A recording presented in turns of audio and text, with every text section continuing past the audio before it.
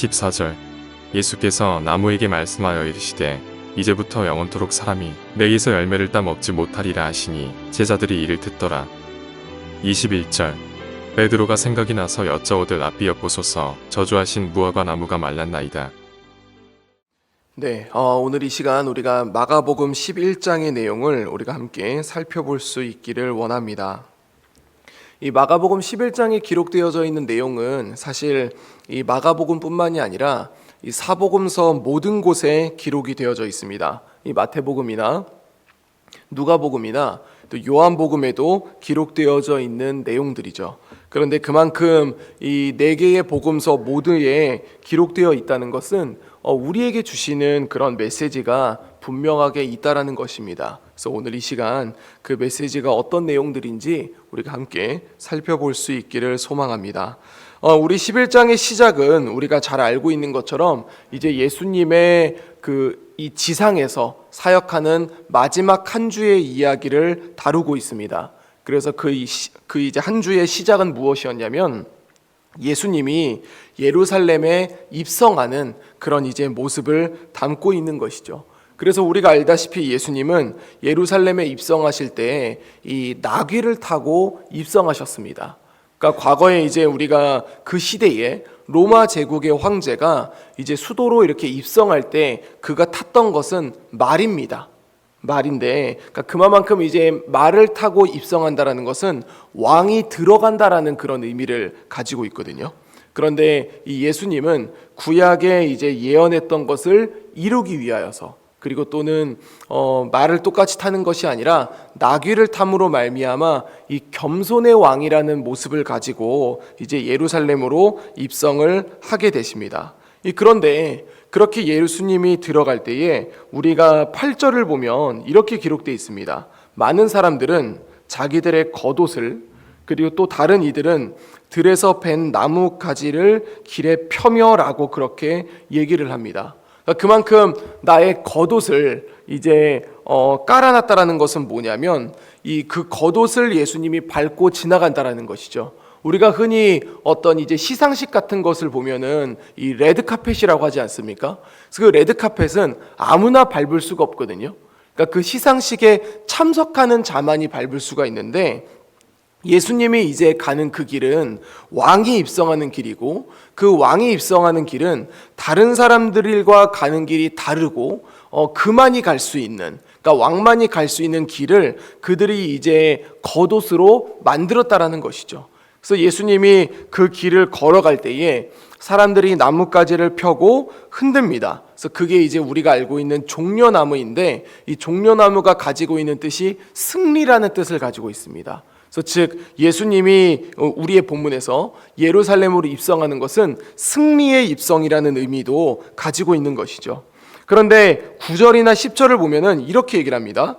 앞에서 가고 뒤에서 따르는 자들이 소리 지르되 호산나 찬송하리로다 주의 이름으로 오시는 이여 10절 찬송하리로다 오는 우리의 조상 다윗의 나라여 가장 높은 곳에서 호산나 하더라 라고 얘기를 합니다.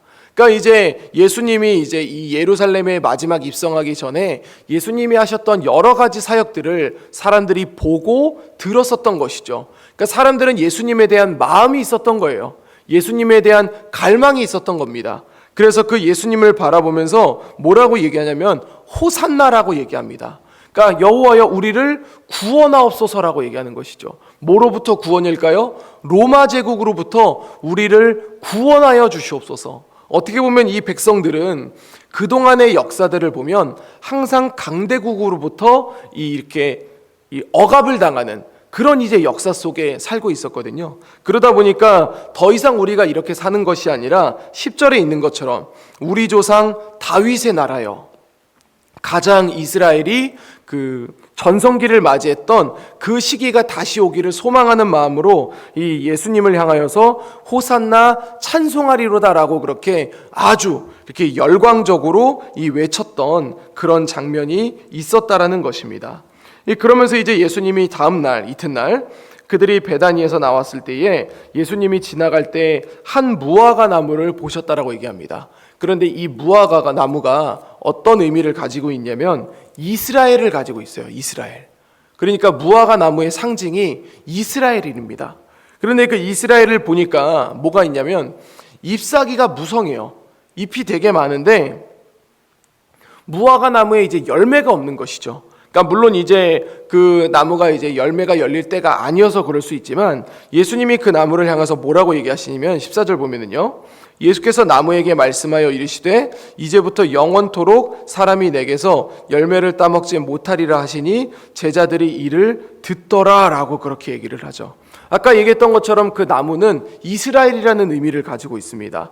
그런데 그 나무로부터 뭐라고 얘기하냐면 이제부터 영원토록 내게서 사람들이 열매를 따먹지 못한다라고 얘기를 해요. 우리 교회에 보면은 포도나무가 있고 그리고 저쪽에 감나무가 있습니다. 그런데 사람들이 보통 지나다닐 때에 그 나무 쳐다도 안 봅니다. 예, 실제로 쳐다도 안 봐요. 실제로 우리 교회 성도들도 지나다니다가 있는 거는 알지만 잘 보지를 않습니다. 그런데 우리 교회 성도들이나 지나가는 사람들에게 이목을 집중받을 때가 있습니다. 언제일까요? 열매가 열릴 때. 그래서 늦여름이 되면은 지나가는 사람들이 포도나무를 다 쳐다봅니다. 그리고 가을이 깊어지면 사람들은 감나무를 쳐다보죠. 그러면서 그 나무의 열매들을 지나가는 사람들이 그걸 따먹기도 하고 그거를 가져가기도 합니다. 그러니까 그만큼 사람들은 그 나무를 볼 때 열매를 본다라는 것이죠. 근데 지금 오늘 이 얘기가 무슨 얘기냐면 이 무화과 나무가 있다는 것은 무화과 나무를 통해서 열매를 볼 수 있어야 된다는 거거든요. 그런데 이 이스라엘 백성들이 열매를 열지 못하면은 사람들이 그들을 더 이상 쳐다보지 않는 것이고 그리고 이스라엘을 통하여서 하나님이 이 땅의 사람들에게 이 유익을 주고자 했는데 선한 영향력을 주고자 했는데 그런 것들이 전혀 할 수가 없는 그런 모습들로 나타난다는 것입니다. 이제 우리가 15절부터 19절의 이야기는 우리가 알고 있는 것처럼 예수님이 성전을 깨끗하게 하셨던 사건입니다. 그러니까 제가 이거를 메시지 안에서도 많이 얘기를 한 적이 있는데 그 성전에서 사람들이 이제 명절에 이 하나님 앞에 제사를 올려드려야 되는데 그 제물을 사고 팔고 했었지 않습니까? 그래서 17절을 보면 이렇게 말합니다. 이에 가르쳐 이르시되 기록된 바 내 집은 만민이 기도하는 집이라 칭함을 받으리라고 하지 아니하였느냐. 너희는 강도의 소굴을 만들었도다 하시매라고 얘기를 하는 것이죠. 그러니까 그 당시 이제 예루살렘 성을 보면 이스라엘 사람들만 나오는 것이 아니라 한쪽에 뭐가 만들어져 있냐면 이방인의 뜰이라는 게 있어요. 그러니까 이방인의 뜰이 뭐냐면 그러니까 유다 사람이 아닌데도 이스라엘 사람이 아닌데도 하나님 앞에 제사를 하러 오면은 그들이 있을 수 있는 장소를 만들어줬다라는 것입니다. 그러니까 구약의 시대는 아니었지만 그 장소에 이미 이방인들도 하나님 앞에 나아갈 수 있도록 장소를 마련해 뒀는데 그런데 정작 이 사람들이 뭐를 하고 있냐면 거기서 물건을 사고 팔고 하고 있는 거예요. 그러면서 이제 예수님이 그걸 보면서 뭐라고 얘기하냐면 성전의 기능이 있는데 이 성전의 기능이 무엇입니까? 이 성전을 통하여 그 자리에 왔던 사람들이 하나님을 만나는 것이거든요. 성전을 통해 말씀을 듣고 성전을 통해 죄를 용서받고 성전을 통해 하나님을 만나야 되는데 거기서 계속해서 이 물건을 사고 팔고 하면은 그런데 거기서 더군다나 정당한 사고 팔고도 아니고 이득을 갖기 위해서 더 비싸게 불러서 사고 팔고 했거든요. 그러면 사람들이 예루살렘 성에 갔다가 돌아오면서 그들 마음속에 뭐가 남겠습니까?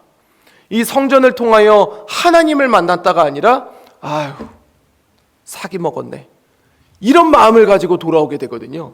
그러니까 예수님이 뭐라고 얘기하냐면 너희가 이곳을 강도의 소굴로 만들었다라고 그렇게 이야기하고 있는 것이죠. 이게 이제 우리 앞에 있는 무화과 나무와 연결이 되는 것입니다. 그러니까 이 예루살렘을 정말 이 원래의 기능을 할 수 있어야 되는데 그 기능을 하지 못하니까 성전은 하나님을 만나는 곳이 돼야 되는데 강도의 소굴이 돼버렸다는 거. 무화과 나무는 열매를 맺어야 되는데 열매를 맺지 못했다라는 것을 이 마가복음 11장이 이야기하고 있는 것이죠. 그러면서 20절부터 이 25절을 보면은 무화과 나무가 다시 등장을 하는데요. 무화과 나무가 완전히 말라있는 모습을 얘기를 합니다. 그러면서 베드로가 예수님에게 무화과 나무가 말랐는데요? 이렇게 얘기를 하니까 예수님이 이렇게 얘기하십니다. 예수께서 그들에게 대답하여 이르시되 하나님을 믿으라 라고 얘기를 해요.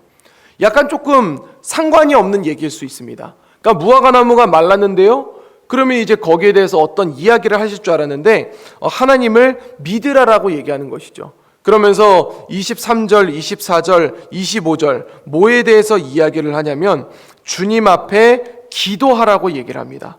그러면서 무엇이든지 기도하고 구하는 것은 받은 줄로 믿으라라고 그렇게 얘기를 하죠. 그러니까 기도에 대한 이야기를 하고 믿음에 대한 이야기를 합니다.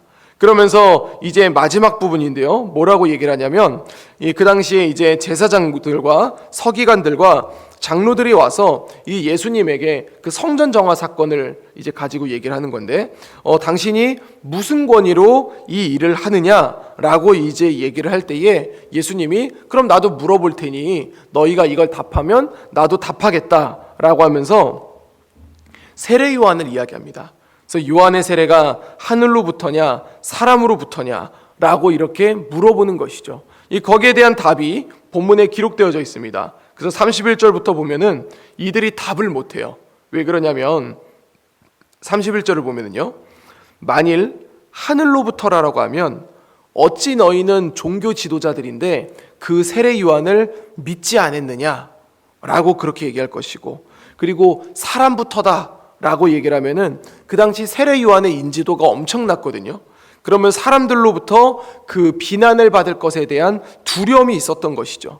그러면서 그들은 예수님의 질문에 아무것도 대답하지 못합니다. 그래서 예수님은 그들에게 나도 무슨 권위로 이런 일을 하는지 너희에게 이르지 아니하리라 라고 하면서 본문의 이야기를 마무리하게 됩니다. 사랑하는 성도 여러분, 우리의 이 마가복음 11장은 이 11장을 통하여서 우리에게 무엇을 주고자 하는 것일까요? 그것은 바로 믿음입니다. 믿음. 우리가 신앙생활을 하고 또 우리가 예배를 드리고 우리가 또 말씀을 볼 때에 우리는 그 말씀을 통하여서 하나님의 음성을 듣게 됩니다. 그리고 하나님이 원하고자 하는 것을 우리가 듣게 됩니다. 그런데 우리에게 이제 일상이 있고 현실이 있을 때에 우리는 그에 대한 믿음을 갖기도 하고 때로는 그냥 현실에 맞춰서 살아가기도 합니다. 오늘 우리가 함께 기도할 때에 우리 교회 그 표어를 두고 기도했지 않습니까? 그런데 생각보다 많은 사람들이 이 표어를 내걸었을 때에 그 연말까지 이 표어를 기억하고 있는 사람이 많이 없습니다. 그냥 본당에 걸려져 있는 것을 보고 읽을 수는 있지만 우리가 삶 속에 살아갈 때에 이 표어를 마음에 새기고 살아가지 않는 경우가 있다는 것이죠. 왜 그러냐면 현실에 치여서 주님의 말씀에 대한 믿음이 사라지기 때문에 그렇습니다. 그런데 우리가 이 말씀을 우리 안에 새겨야 되는 이유가 무엇이냐면 하나님이 우리에게 말씀하셨는데 그 말씀에 대한 믿음이 없다면 어쩌면 우리도 이 시대에 뭐가 될 수 있다는 거예요? 무화과 나무가 될 수 있다는 거예요. 우리가 예수님을 믿는다라고 이야기를 하지만, 그리고 또 그 당시 이스라엘 백성들은 하나님께 선택받은 백성들이라고 얘기를 하지만 그들이 하나님에 대한 믿음이 없으니까 삶 속에 열매가 없었던 거예요. 그 열매가 없으니까 예수님이 뭐라고 얘기합니까? 너희는 이제 필요 없다라고 얘기를 합니다. 우리도 마찬가지입니다. 우리가 이 땅 가운데 가서 살아갈 때에 주님으로부터 말씀을 듣고 주님으로부터 나아간다라고 얘기를 하지만 실제 삶 속에 우리에게 믿음이 없다라면, 우리가 기도의 자리에 나오고 예배의 자리에 나오지만 우리가 주님에 대한 믿음이 없다면 결국은 우리 삶 속에도 열매가 없을 수 있다라는 것이죠. 사랑하는 성도 여러분, 이제 오늘 우리의 하루가 또 시작됩니다. 우리가 어제는 휴일이었고 오늘 이제 각자의 일터와 또 학업의 자리로 나아갈 텐데 우리에게 필요한 게 무엇이겠습니까? 마가복음 11장은 우리에게 이렇게 이야기합니다. 주님을 믿으라라고 말이죠. 그래서 주님의 말씀에 대한, 하나님의 음성에 대한 믿음과 확신을 가지고 나아감으로 말미암아 우리의 삶 속에서 주님이 우리에게 부어주시는 충만한 열매를 맺으며 나아갈 수 있는 우리 재건부평교회 모든 성도님들이 될 수 있기를 우리 주 예수 그리스도 이름으로 간절히 축원드립니다. 기도하겠습니다. 이제 오늘 받은 말씀으로 함께 기도하겠습니다. 하나님께 선택받은 민족이었지만 믿음이 없어서 열매가 없었던 이스라엘의 모습이 내게 있지는 않은지 돌아보게 하여 주소서. 예수님이 말씀하셨던 것처럼 눈앞에 있는 상황과 소리 때문에 흔들리는 것이 아니라 주님에 대한 믿음을 가지고 나아가 충만한 열매를 맺는 우리 교회가 되게 하소서.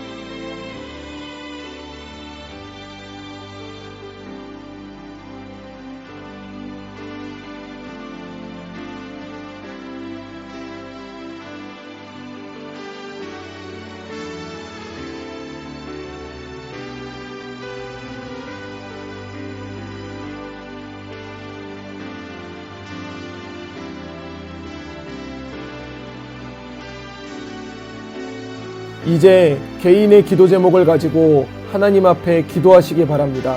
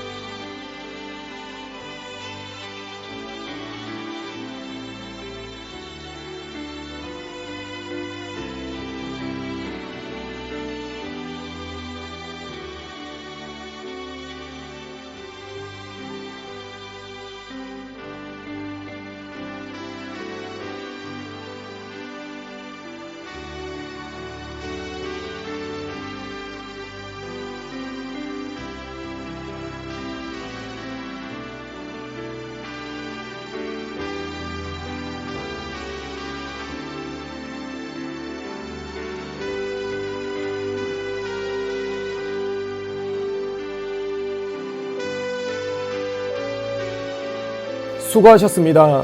오늘도 하나님의 인도하심 가운데 승리의 하루를 보내시는 우리 재건부평교회 모든 성도님들이 되시기를 주님의 이름으로 축복합니다.